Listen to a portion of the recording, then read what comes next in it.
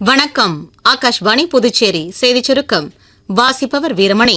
பிரதமர் திரு நரேந்திர மோடி புதுடெல்லியில் இன்று மங்கோலிய அதிபர் திரு குரேல்சுக் புக்னாவுடன் இருதரப்பு பேச்சுவார்த்தை நடத்தவுள்ளார்.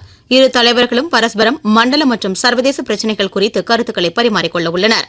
இந்த பேச்சுவார்த்தைகளுக்கு பிறகு இந்தியா மங்கோலியா இடையே பல்வேறு துறைகளில் ஒத்துழைப்பை செயல்படுத்துவதற்கான புரிந்துணர்வு ஒப்பந்தங்கள் கையெழுத்தாக உள்ளதாக வெளியுறவு அமைச்சகம் தெரிவித்துள்ளது. புதுடெல்லி வந்துள்ள மங்கோலிய அதிபர் திரு குரேல்சுக் புக்னாவுக்கு குடியரசுத் தலைவர் மாளிகையில் குடியரசுத் தலைவர் திருமதி திரௌபதி முர்மு விருந்தளித்து கௌரவிக்க உள்ளார்.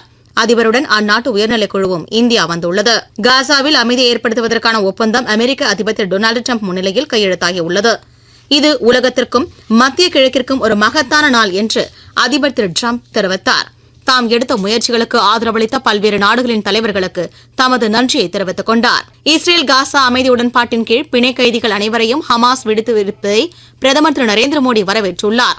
இவர்களின் விடுதலை அமெரிக்க அதிபரின் அமைதி முயற்சிகளுக்கும் இஸ்ரேலிய பிரதமர் திரு நெதன்யாகுவின் மன உறுதிக்கும் கிடைத்த நற்பலன் என்று அவர் கூறியுள்ளார். புதுச்சேரி திருபுவனை துணைமின் நிலையத்திலிருந்து செல்லும் மின்பாதையில் பராமரிப்பு பணிகள் மேற்கொள்ளப்பட இருப்பதால் நாளை காலை 10 மணி முதல் மாலை 5 மணி வரை திருபுவனைப்பாளையம், மதகடிப்பட்டு, நல்லூர் மற்றும் நல்லூர் குச்சிப்பாளையம் ஆகிய பகுதிகளில் மின்தடை ஏற்படும் என மின்துறை அறிவித்துள்ளது. டெல்லியில் உள்ள அருண்ஜேட்லி மைதானத்தில் நடைபெற்ற இந்தியா வெஸ்ட் இண்டீஸ் அணிகளுக்கு இடையே நடைபெற்ற டெஸ்ட் போட்டியில் இந்தியா 2-0 என்ற கணக்கில் 7 விக்கெட் வித்தியாசத்தில் தொடரை இன்று கைப்பற்றியது. இத்துடன் இந்த செய்திச் சுருக்கம் நிறைவு பெறுகிறது.